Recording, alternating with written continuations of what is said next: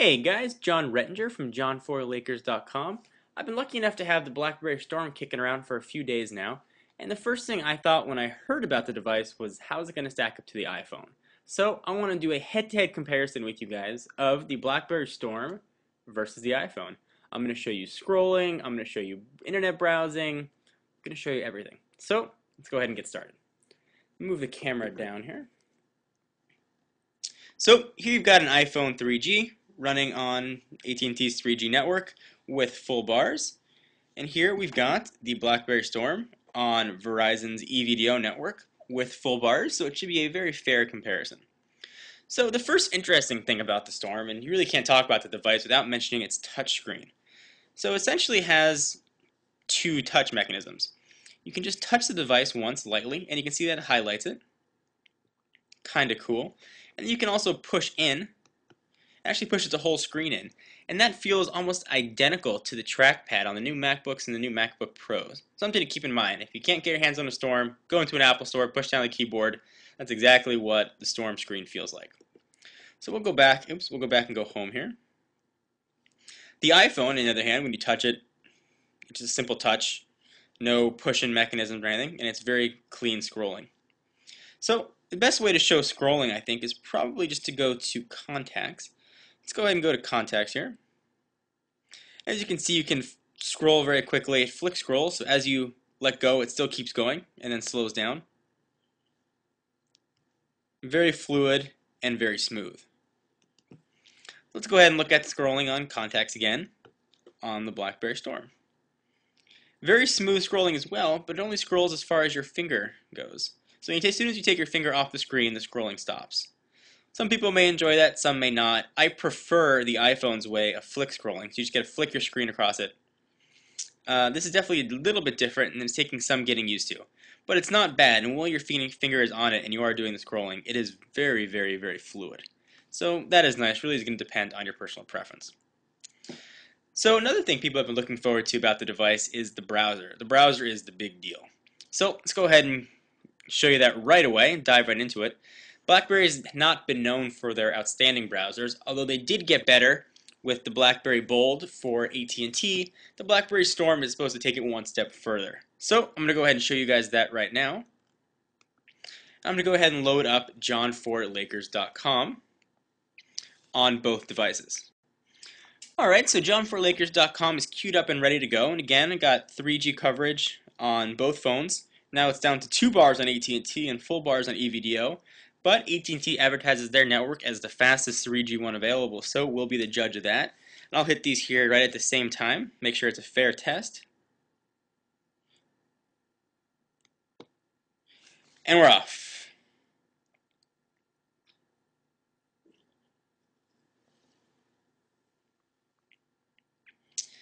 Looks like the Storm is loading it a little bit quicker, although the iPhone may catch up. Well, there's already text on the Storm. Oh, actually, the Storm is already done. It actually loaded up much quicker than the iPhone did. The iPhone is still loading. We'll let it finish up here. So scrolling while you're on the internet is very similar to scrolling, for instance, when you're in Contacts. It's a very fluid scroll, but it's only scrolls as far as your finger. For instance, the iPhone will do the flick scrolling, and it'll scroll as far as you flick it. For the iPhone, for zooming, you can pinch in and pinch out, and you can also double tap. While there is not a pinch in and pinch out zoom functionality, the Storm does have the double tap for zoom. You can zoom right in, and you also have zoom plus and zoom minus here. So you can zoom in further using those, or zoom out using the soft keys that show up on the screen. Overall, internet browsing on the Storm is a very enjoyable experience and really comes close to matching the iPhone's browsing, but doesn't quite come up to it. The iPhone still has a superior browser as far as look and feel and navigation, but the Storm's is, again, excellent, excellent, excellent. So if you're on Verizon and you don't want to switch and browsing is important to you, really the Blackberry Storm is a great way to go. So the next thing people want to see, I think aside from the browser, the keyboards. How do you type on this thing? It's got that weird button screen. Let's go ahead and show how that works, and I'm going to compare it to the iPhone. I'll tell you guys which one I prefer more. So the keyboard on the iPhone you guys are all familiar with. Let me go ahead and show you both. Alright, so I've got a new text message here up on each screen, and you're probably familiar with the iPhone's keyboard. It only stays in portrait mode here, or sorry, it only stays in landscape mode. It does not go to portrait for regular typing. So it's not that bad to type on. I've been using an iPhone for about a year and a half now, and I've gotten very quick at it, although there was a learning curve. So I'm going to go ahead and type something here and see how it goes. And I'm just going to use, actually I'll use my thumbs like normal. I'll type, "Hi, my name is John for Lakers." Okay?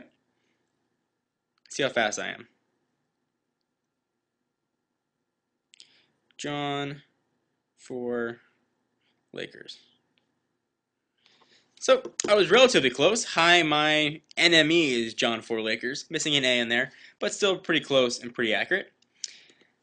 Now the Blackberry Storm actually has two keyboards. It's got this Blackberry Pearl SureType-esque keyboard when the phone is in portrait, and it goes to a full landscape keyboard when it's in landscape. So I'm going to go ahead and try both for you.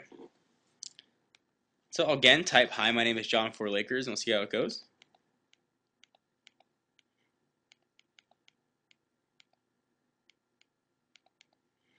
And again, it's not such a fair comparison because I've been using the iPhone for a while now, and I've only had this for a few days. Alright, "Hi, my name is John for Lakers." It actually was pretty quick and pretty accurate with the SureType keyboard. Let's go ahead and try that in the landscape mode. So I'll turn it, rotate it sideways. You see it changes right there. As you put your finger over a key, it actually glows blue, which is a kind of a cool effect. So go ahead and try typing on this one, and I'll give you guys my preference in a minute after I show you. "Hi, my name is John for Lakers." Alright, so I got, "Hi, my name is Jin for Lakerd." So not quite so accurate. I actually prefer typing on the Blackberry Storm when it's in SureType. The keys are a lot easier to type on. When you're on the iPhone and you're typing and you have your finger over a key, it actually highlights above it what you're typing. So you can see what key you're typing even when your thumb is over it. The Storm, it glows blue, but you can't necessarily see where that glow is coming from. So it's much easier to type, for me, in the SureType keyboard when you have a little more screen real estate to work with. Although, as you saw, typing in the SureType is actually pretty quick and relatively easy. I had a Blackberry Pearl beforehand, so getting used to this is a very nice adjustment. Let me go ahead and move this up and talk about the devices a little bit more. So, what should you get, an iPhone or a Blackberry Storm? And we'll go ahead and assume maybe price isn't an issue because they both come in at just about the same price at $199 for the 8GB iPhone and the Blackberry Storm. If you're on Verizon and you don't want to switch, the Blackberry Storm is a fantastic way to go. Absolutely fantastic way to go. If you're on AT&T and you don't want to switch, obviously the iPhone's an easy way to go. Those are really cut and dry situations. But what if your contract is up and you're on Sprint, your contract's up and you're on AT&T or Verizon, and you give a choice with what phone you want to go with? Well, here's my recommendation. Email on the Blackberry is fantastic. Email on the iPhone, not so fantastic. I have mentioned it in plenty of videos and I'm not happy with the email service. So if email and messaging is paramount to you and browsing experience is secondary, go with the Blackberry. You won't be disappointed. If browsing is most important to you and email is sort of a secondary thing, then go for the iPhone. The browsing experience really can't be beat. Storage isn't really an issue either way. The Storm comes with an 8GB SD card, micro SD card rather, but you can up that to 16 gigs. So you can really get the same amount of storage both ways. They both have media players and photo viewers you can flick through. I'm not going to show you guys all that right now, but just know that all those features are there. The Blackberry Storm, actually I'll show you in a minute, does feature an app store, but it's not quite as robust as Apple's. Let me go ahead and show you guys that now, actually. So we'll go ahead and move that down. So it will get bigger, I assume, as the device becomes more popular. It was just released today to the public. So we'll hit the Blackberry menu and pull up the full menu here. You can scroll through up and down. And you've got an applications window right there. And that launches RIM's new version of their App Store. You can see there's just a few things in here right now. Visual voicemail, Verizon Navigator, Yahoo Messenger, Google Talk, Windows Live, and right now it's all free. And just for comparison purposes, I'll launch the App Store here, although I'm sure most of you guys have seen it. A little bit slow. So it's going to pull up some top 25 applications. But you have an option to purchase here. With the iPhone, you're stuck within Apple's walled garden, so to speak. With RIM, you're still in a little bit of walled garden, but you've got more flexibility for third-party apps. You'd be able to put BlackBerry applications that aren't in the App Store on here, which is nice. You get a little more device customability. So guys, can I recommend one device over the other? To be honest, I really can't. They're both excellent in their own right, and they both bring something different to the table. So, probably just confused you a little bit more. I recommend going to the Verizon store and playing with a Blackberry Storm, but be patient with it. There is a definite steep learning curve to getting used to the device and getting used to the clicky screen. A little bit odd.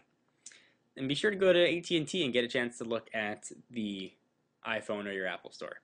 So guys, John Rettinger from john4lakers.com with a comparison for you of the iPhone versus the Blackberry Storm. Be sure to check out the website, www.john4lakers.com. It's a community forum where you can apply to be a writer, and you can blog about anything technology related, and even promote your own channel or website. So if you're interested, there's an apply button on the bottom right side. And if you want some exclusive content and heads up on new videos, be sure to follow me on Twitter at www.twitter.com/John4Lakers. I'll put links to both up in the sidebar. Hope you guys enjoyed. See you in the next video. Bye.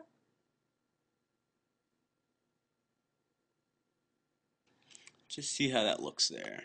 Dun, dun, dun, dun, dun, dun, dun, dun, dun.